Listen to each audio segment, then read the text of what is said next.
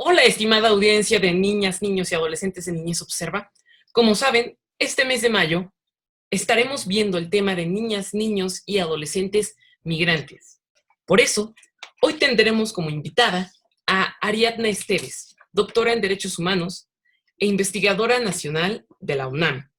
Imparte los cursos de El dispositivo necropolítico de la migración forzada y de Introducción a la investigación biopolítica y necropolítica de la Facultad de Ciencias Políticas y Sociales de la UNAM. Sus intereses de investigación son migración forzada y asilo en América del Norte, estudios críticos del derecho, los derechos humanos y la violencia criminal y de género, geografías de muerte y espacios necropolíticos. Muchas gracias por acompañarnos hoy en esta entrevista aquí en Niñez Observa, el espacio donde niñas, niños y adolescentes alzan su voz frente a los derechos humanos. Gracias por invitarme. Para empezar, ¿qué es la necropolítica? La necropolítica, en términos muy simples, sería la política de muerte. Y bueno, tiene que ver con los estados, o sea, el poder político que diseña políticas y otro tipo de, bueno, leyes, etcétera, que están como encaminadas a conducir a la gente a situaciones que producen o conducen a la muerte. Pero los necropoderes no solamente abarcan a los estados. En el necropoder tenemos también corporaciones internacionales que lucran, ¿no? con la muerte de ciertas personas, generalmente la gente que está considerada desechable, es decir, los millones de pobres en el mundo que se consideran como un excedente, ¿no? Que no tienen trabajo, que viven en condiciones infrahumanas, etc. Entonces, en el diseño de necropolíticas, te decía, se vinculan los estados, pero también las corporaciones transnacionales y también las oligarquías económicas de diferentes países. Las oligarquías económicas son los grupos económicos, generalmente familias, ¿no? Que tienen acaparados ciertos mercados o que tienen un monopolio de la producción. Entonces, en términos generales, esos son los necropoderes. Las necropolíticas que diseñan este tipo de poder político y poderes económicos, lo podemos ver dirigido a las personas, te digo, que están consideradas como desechables, pero no de forma individual, sino como conjunto, poblaciones, ¿no? Entonces podríamos hablar que un gran segmento de la población sobre el que se ejercen necropolíticas es justamente los migrantes. Las migrantes y entre ellos niños, niñas y adolescentes, que es el tema que a ti te interesa. Entonces, estas necropolíticas hacen ver a los grupos, a los movimientos migratorios de niñas, niños y adolescentes como grupos desechables, excedentes, que no mantienen gran importancia ante la sociedad. Exactamente. Wow, eso es muy, muy fuerte. ¿Y esto cómo los afecta directamente? Al aplicar estas necropolíticas en niñas, niños y adolescentes migrantes, ¿cuáles son las principales afectaciones que se derivan de eso hacia este grupo? Mira, en el tema de la migración podemos decir que hay dos tipos de necropolíticas. O sea, la necropolítica que produce migración, sobre todo migración forzada, y las necropolíticas dedicadas a administrar estos flujos migratorios. Entonces, tenemos en las necropolíticas de producción, están todos los proyectos extractivistas, por ejemplo, todos los proyectos mineros que hay en lugares como Honduras, ¿no? O en Venezuela, que están dedicados a extraer minerales o piedras preciosas, ¿no? Oro, o también algunos elementos que están siendo utilizados en la producción de tecnología, ¿no? Como el coltán. Entonces, todo este extractivismo genera deterioro ambiental, por ejemplo, ¿no? Entonces, esto hace que la gente se desplace. Esa es una necropolítica, digamos, operada por las corporaciones, pero al mismo tiempo garantizada y regulada por los estados. Ese es por un lado. Otra gran necropolítica es la política, es la economía criminal, que puede estar dedicada al tráfico de personas, tráfico de órganos, a las drogas, fundamentalmente cocaína, así, una serie de cosas. Entonces, estas actividades criminales en lugares, otra vez como Honduras, El Salvador, Guatemala, lo que hacen es crear un terror dentro de las comunidades y hace que la gente se desplace. Muchas personas son asesinadas, pero otras que logran sobrevivir tienen que huir. Y aquí el problema es que el extractivismo, por ejemplo, y el narcotráfico son necropolíticas que operan juntas, porque ocurre a veces que los criminales se dedican a la extracción de oro, por ejemplo, ¿no? O a la deforestación de los bosques en Centroamérica, y ellos venden a menor precio. Entonces les conviene a veces a los estados dejar que esto pase. Entonces esas son como las necropolíticas de producción de migración más importantes dentro del continente. Luego están las necropolíticas de administración de estos flujos. O sea, mucha gente muere en el sitio, pero los que logran o necesitan migrar, se enfrentan con leyes migratorias completamente inhumanas, prohibitivas, etcétera, ¿no? Que están diseñadas en los estados, pero al mismo tiempo están conducidas desde instancias como la propia ONU, la OEA, etcétera, que tienen a veces como la intención de crear marcos generales en los que se transfiere a las naciones del tercer mundo, digamos a las naciones pobres, la responsabilidad de detener los flujos migratorios y protege a las naciones ricas de que la gente no llegue ahí. Entonces, el primer objetivo de estas leyes necropolíticas de migración que tienden a administrarla es eso, impedir que la gente, o sea, toda esta población que ellos consideran desechables, evitar a toda costa que lleguen a países ricos como Estados Unidos y los países de Europa, pero también Japón, Australia, Nueva Zelanda, todos esos lugares. Y las leyes de asilo necropolíticas, como las conocemos ahora, han cerrado completamente ciertas rutas migratorias, como las de Europa. Entonces, mucha gente está viniendo a Estados Unidos vía Sudamérica y luego Centroamérica, luego México para llegar a Estados Unidos. O sea, gente de Asia y África. Yo no sé si tú has encontrado en tu investigación, pero hay también muchos infantes, o sea, hay muchos niños, niñas y adolescentes africanos y asiáticos que están pasando por Centroamérica. Y entonces, como a veces son rutas muy largas y muy peligrosas, muchos niños llegan ya solos, ¿no? Perdieron a sus padres. Hay muchos niños que han muerto en algo que se conoce como el tapón del Darién, que es una selva muy espesa en Panamá, que divide Sudamérica de lo que es propiamente Centroamérica. Entonces, muchos ya no llegan ahí. Pero bueno, lo que te quería decir es que no solamente son niños y niñas adolescentes de Centroamérica, sino estamos hablando de una migración infantil global, ¿no? Que se enfrenta, por ejemplo, a esta población de África y Asia a no hablar el idioma, ¿no? O sea, cuando llegan a Centroamérica, pues son niños que llegan sin compañía, no hablan el idioma, no traen dinero, posiblemente perdieron a sus padres ya, y son fácilmente cooptados por los delincuentes para meterlos a cualquier tipo de tráfico. Pero bueno, eso es a grandes rasgos cómo afecta la necropolítica bueno, para producir y administrar migración.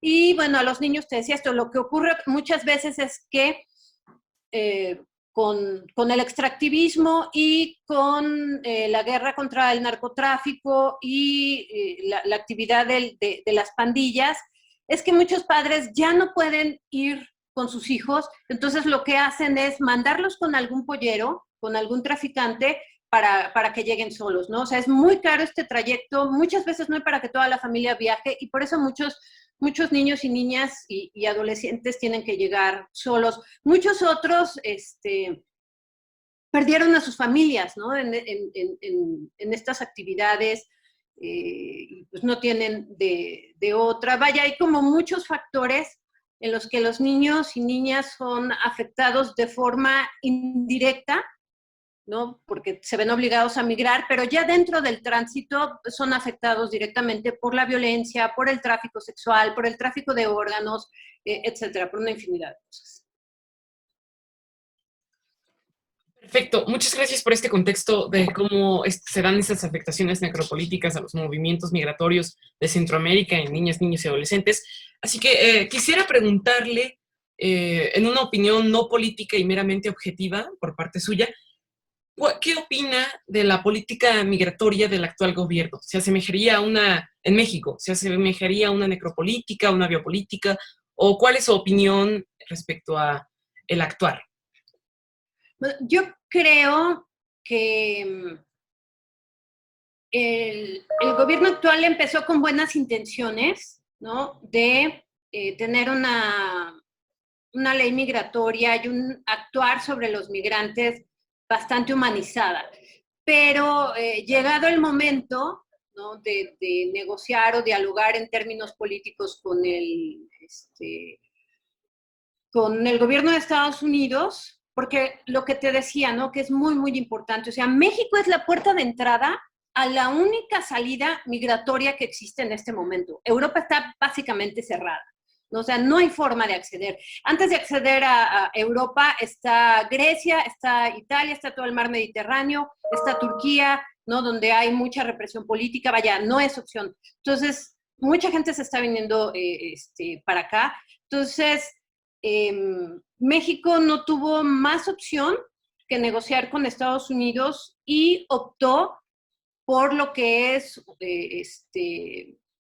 un papel de funcionalidad a los intereses migratorios de Estados Unidos, no los intereses de México, ¿no? O sea, los intereses migratorios de Estados Unidos que, como te decía, ¿no? O sea, la intención de las naciones del primer mundo es impedir a toda costa que la gente que está considerada desechable llegue. Porque estamos hablando de que es gente que habla otro idioma, que tiene escasa educación, que tiene a lo mejor llega con problemas de salud, que tiene problemas de adicción, etcétera, ¿no? Todas estas características, estos gobiernos no los quieren ahí. Entonces, a toda costa quieren que quieren que la gente no llegue, y para eso utilizan, digamos, su gran margen de poder que tienen respecto a países como México. Entonces le puede decir, si dejas pasar a los migrantes, te quito tal o cual, etcétera. Entonces México decidió, ¿no? Ser funcional a esta política, y lo que ha hecho es securitizar su frontera sur para poder jugar este papel. Y de los 3 años o casi 3 años del presente gobierno, pues la mayoría del tiempo ha sido este papel, ¿no? Un papel de ser el perro guardián de Estados Unidos para impedir que migrantes lleguen a Estados Unidos. Entonces, hay cosas también como el programa de Salvando Vidas, o ¿cómo se llama? El de sembrar arbolitos. Lo acabo de... Sembrando. Sí, sembrando vida, ¿no? Que es contratar a los migrantes para sembrar árboles, ¿no? Y ese es su programa de desarrollo. Es completamente,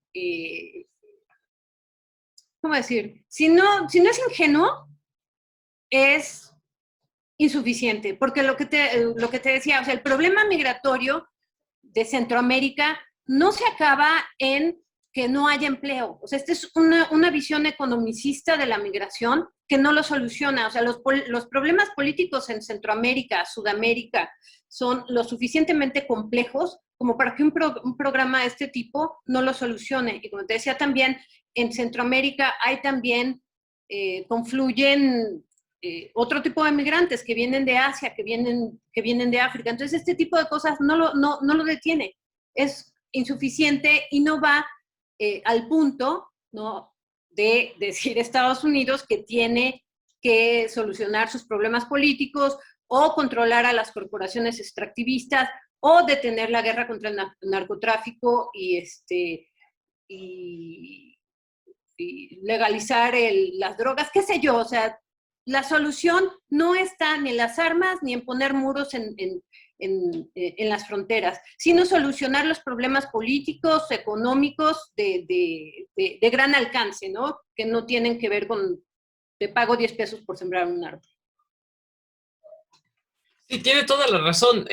Muy impactante la frase que dijo de ser el perro guardián de Estados Unidos para evitar que pase la frontera, pero es algo muy atinado, ya que, pues, según varios informes, incluso de la Federación Mexicana de Organismos Públicos de Derechos Humanos, hay un aumento increíble le podríamos llamar una crisis de derechos humanos lo que está pasando con los migrantes, ya que existe un aumento increíble de números de niñas, niños y adolescentes migrantes que están cruzando la frontera, y de migrantes pues se ha duplicado al máximo los números que están cruzando las fronteras. También me gustaría preguntarle un poco ya dejando el tema de las necropolíticas, desde su opinión, ¿cuáles son las principales vulneraciones de derechos humanos que viven las niñas, niños y adolescentes migrantes que pasan por México en su recorrido a Estados Unidos? Bueno, la Convención de los Derechos de los Niños y cualquier instrumento de derechos humanos que pueda haber respecto de los derechos de la infancia establecen cosas mínimas, ¿no? Como tener derecho a una familia, tener derecho a o acceso a la educación, a la vivienda, alimentación adecuada, etcétera, que son cosas mínimas para una vida digna. Todo esto se pierde cuando los niños están en tránsito, niños y niñas, ¿no? O sea, es lo que se vulnera de entrada. La pérdida de su familia, que bueno, es una tragedia que va más allá de la ley. Pero incluso cuando los infantes pierden a su familia, debe haber condiciones institucionales que entren a juego, ¿no? Para no dejarlos en la vulnerabilidad de lo que ocurre con menores que no tienen compañía de un adulto, ¿no? Que es estar más vulnerables a lo que te decía, a la trata sexual, al trabajo forzado, etcétera. Y bueno, que los niños de cierta edad no accedan a la educación es, bueno, una tragedia aparte, ¿no? O sea, porque están perdiendo años importantísimos de su vida para crear las condiciones que les permitan salir de la situación en la que están, ¿no? Entonces, tener 15 años y no poder haber terminado la primaria, por ejemplo, es una limitación grande para el futuro de niños y niñas. Y bueno, que no tengan acceso a vivienda y alimentación tiene también que ver con no solo su protección de distintos problemas, incluso climatológicos, pero también de crecimiento, ¿no? O sea, si los niños no se alimentan debidamente en edades importantes, pues van a tener problemas de desarrollo. Entonces, creo que hay una gran vulneración de los derechos de los niños, niñas y adolescentes en este sentido, más allá de los que son inmediatos o que pudiéramos decir humanitarios, ¿no? O sea, que no sean agredidos, secuestrados, que su integridad física sea agredida, etcétera. Más allá de esto está todo esto que es estructural, ¿no? En la medida en que los niños y niñas no tienen acceso a este tipo de servicios que garantizan sus derechos, estamos minando su futuro, ¿no? Estamos disminuyéndolos en sus expectativas como adultos. La educación es un ámbito muy fuerte en materia de migración, ya que, como usted dice, pierden años bueno, de vida para continuar y alcanzar sus metas, sus sueños. Entonces es un asunto muy fuerte. ¿Qué, objetivamente igual, sin ámbitos políticos, qué opina de la política migratoria de Estados Unidos en la actualidad, con el cambio de gobierno o si no ha habido cambios? ¿Cuál es su mirada al respecto? Yo creo que Estados Unidos, no importa qué partido esté en el poder ejecutivo, siempre tiene un comportamiento sistemático en ciertos temas, ¿no? En términos militares es uno, ¿no? El intervencionismo militar, y otro es su política migratoria, porque el objetivo de Estados Unidos es mantener su territorio lo más limitado posible de minorías étnicas, sobre todo si estas minorías étnicas llegan sin educación, etcétera, etcétera. Entonces, lo que podemos ver en los gobiernos de Estados Unidos son variantes en el método, ¿no? O sea, tenemos un presidente como Donald Trump, que era, bueno, abiertamente fascista, ¿no? Y no ocultaba su odio a los extranjeros y sobre todo a los mexicanos y centroamericanos. Entonces era muy abierto en eso y en ese sentido diseñó su política migratoria. Además, a punta de órdenes ejecutivas que nunca pasaron por los procedimientos democráticos que se esperan, ¿no?